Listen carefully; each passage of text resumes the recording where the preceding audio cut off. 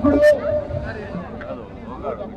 పితృవాద పరిపాలకుడు, ఏకభక్తివతుడు శ్రీరామచంద్రుడు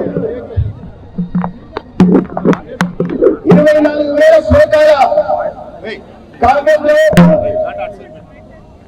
జీవన మార్గాల ఆవిష్కరణే రామాయణం. శ్రీరామచంద్రుడి జీవితంలో అనేక రకాల కోణాలు ఉన్నాయి.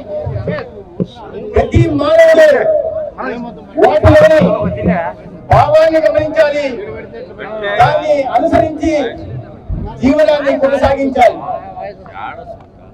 ఒక మంచి కుమారుడుగా ఎవరయ్యా అంటే వచ్చే పేరు శ్రీరామచంద్రుడు. అతి సౌర్యవంతుడు, పరాక్రమవంతుడు ఎవరయ్యా అంటే వచ్చే పేరు శ్రీరామచంద్రుడు. ధర్మరక్షణ కారణం ఎవరయ్యా అంటే శ్రీరామచంద్రుడు. గుణవంతుడు ఎవరయ్యా అంటే శ్రీరామచంద్రుడు. విద్యావంతుడు, సమర్థ నాయకుడు ఎవరయ్యా అంటే శ్రీరామచంద్రుడు.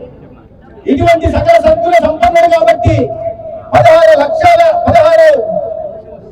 లక్షణాలు ఏవైతే ఒక వ్యక్తిలో ఉండాలా, అటువంటి అన్ని లక్షణాలు కలిగిన శ్రీరామచంద్రుడు సాక్షాత్ దైవ స్వరూపమైనప్పటికీ ఒక నారాయణుడికి నలునికి మధ్యగా ఉంటూ ఒక ధనుడిగా మానవుడిగా జీవితాన్ని సాగించి ఆ జీవితంలోని మర్మాన్ని మన తరాలకు అందించిన మహానుభావుడు, మహనీయుడు. నేను శ్రీరామచంద్రుడు నమో విగ్రహనామ నర్మాని అంటే శ్రీరామచంద్రుడు ధర్మ స్వరూపుడు అని సాక్షాత్తుగా రాక్షసుడు కీర్తించాడు. శ్రీరామచంద్రుడు తన శత్రువులైనప్పటికీ అనేక మందితో స్నేహం చేశాడు. రాక్షసుడైన విభీషణుడితో స్నేహం చేశాడు, సుగ్రీవుడితో స్నేహం చేశాడు, ధర్మం కోసం ఒక పక్షి జటాయువుతో కూడా స్నేహం చేశాడు. అటువంటి శ్రీరామచంద్రుడు ఇవాళ ఈ అశేష హిందూ కోటి జనానికి ఒక ఆదర్శ పురుషుడు. అందుకనే తరతరాలు ఎన్ని త్రేతాయుగం నుంచి ఇన్ని యుగాలు గడిచిన శ్రీరామచంద్రుడిని ఈ భారతదేశంలోనే కాదు ప్రపంచంలో ఉంటున్న హిందూ మతాన్ని ఆచరించే ప్రతి ఒక్కరు కూడా ఆదర్శవంతంగా భావిస్తారు. ఇన్ని సంవత్సరాల యుగాల తర్వాత కూడా శ్రీరామచంద్రుని తలుచుకోకుండా ఏ వ్యక్తి తన జీవితాన్ని తన రోజును ప్రారంభించింది. అటువంటి మహనీయుడి ఇవాళ జన్మదినం సందర్భంగా శ్రీరామనవమిని మనం జరుపుకుంటూ ఇంత అనంతపురం పట్టణంలో ఇంత పెద్ద ఎత్తున ఇవాళ శోభాయాత్రలు పాల్గొంటున్నారు. రామభక్త కోటి జనానికి ఈ సందర్భంగా నేను ప్రత్యేకంగా ధన్యవాదాలు తెలియజేస్తున్నా. మిత్రులారా, హిందుత్వం అనేది ఒక జీవన విధానం. అనేక సంస్కృతులు ఉన్నప్పటికీ కూడా హిందుత్వానికి ఉంటున్న సంస్కృతి గొప్పతనం, వైభవం వరే ఇతర సంస్కృతికి ఈ ప్రపంచంలో ఏ ధర్మానికి లేదు. అటువంటి గొప్పతనం, ఉత్కృష్టమైన సంస్కృతి సంప్రదాయాలు మన సొంతం.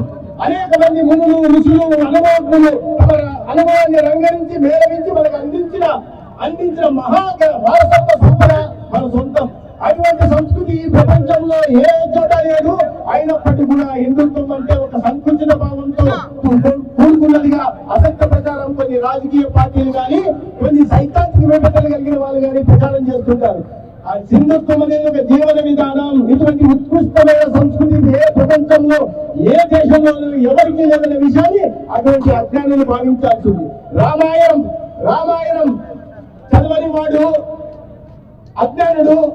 రామాయణం చదివిన సకల సద్వివేక చేతనములు కలుగును అని చెప్పారు. అంటే రామాయణం చదివితే చాలు జీవితంలో ఏ రకంగా జీవించాలా, ఏ రకంగా మనుషులతో వ్యవహరించాలా, ఏ రకంగా మన జీవిత కాలాన్ని నడపాలి అనే విషయాన్ని రామాయణం ద్వారా తెలుస్తుంది. దాంట్లోనే హిందుత్వంగా మనం చెప్పుకుంటుంటాం. హిందుత్వాన్ని ఒక సంకుచ భావంగా చూపిస్తే క్రమంలో ఇవాళ అనేక రకాలైన వాదనలు వినిపిస్తున్నారు. ఎన్ని మన ఎవరిని అడిగినా, ఊర్లో చిన్న పిల్లల్ని అడిగినా, 20 సంవత్సరాల ముదిసలు అడిగినా, లేదా అమెరికాలో ఉంటున్న వాళ్ళని ఎవరిని అడిగినా కూడా అయ్యా శ్రీరామచంద్రుడి జన్మస్థానం ఏదంటే అందరూ చెప్పేది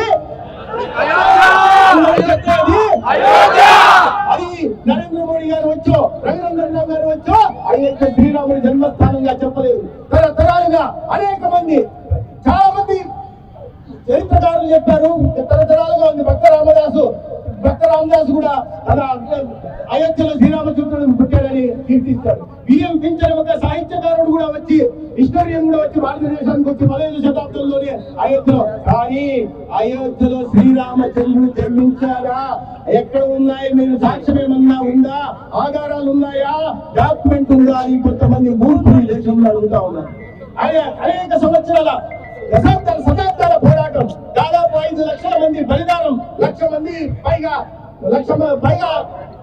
ఈ లిటిగేషన్లు, వాటిని అన్నింటినీ అధిగమించి మన ప్రధానమంత్రి, ఈ దేశానికి ప్రధానమంత్రి అయిన తర్వాత ఏవైతే లీగల్ గా ఉంటున్నాయో వాటిని అన్నింటినీ అధిగమించి అద్భుతమైన భవ్యమైన దివ్యమైన మందిరాన్ని, శ్రీరామచంద్ర మందిరాన్ని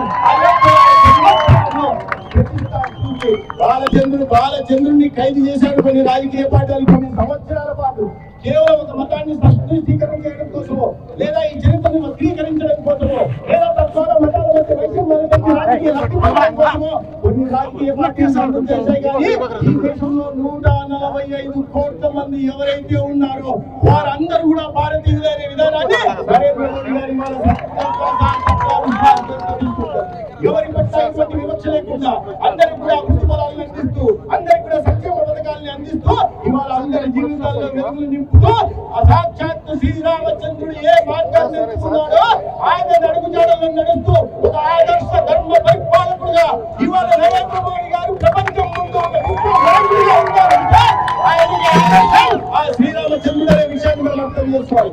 ఇతర మనం చాలా శోభయాత్ర చేయాల్సింది. అదే ముఖ్య అతిథిగా ఇవాళ రఘునందన్ రావు గారు తెలంగాణ నుంచి వచ్చారు. రఘునందన్ రావు గారు కొన్ని దశాబ్దాలుగా ప్రజల పక్షాన పోరాడుతూ, హిందుత్వం కోసం పోరాడుతూ, ఇవాళ ఒకసారి కాదు ఒకసారి ఎమ్మెల్యేగా ఎవరైతే అహంకారంతో విర్రవీగారో వారి అహంకారాన్ని తుప్పునీలు చేస్తూ వారి సొంత జిల్లాల్లోనే ఎమ్మెల్యేగా గెలవడమే కాకుండా అదే పార్లమెంట్ సభ్యుగా గెలిచి ఇవాళ తెలంగాణ వచ్చారు. వారు మాట్లాడతారు. వారు మాట్లాడిన తర్వాత మనం శోభాయాత్ర చేస్తున్న దివ్యమైన భవ్యమైన మనం జరుగుతున్న శోభాయాత్ర ప్రతి హిందూ గుండెల్ని కదిలించాల్సిన అవసరం ఉంది. ఇవాళ వేల మందితో జరుగుతున్న శోభాయాత్ర వచ్చే సంవత్సరానికి లక్షల మందితో అనంతపురం నడిపోతున్న జరగాల్సి ఉంది. శ్రీరాముని శుభాకాంక్షలు తెలియజేసుకుంటూ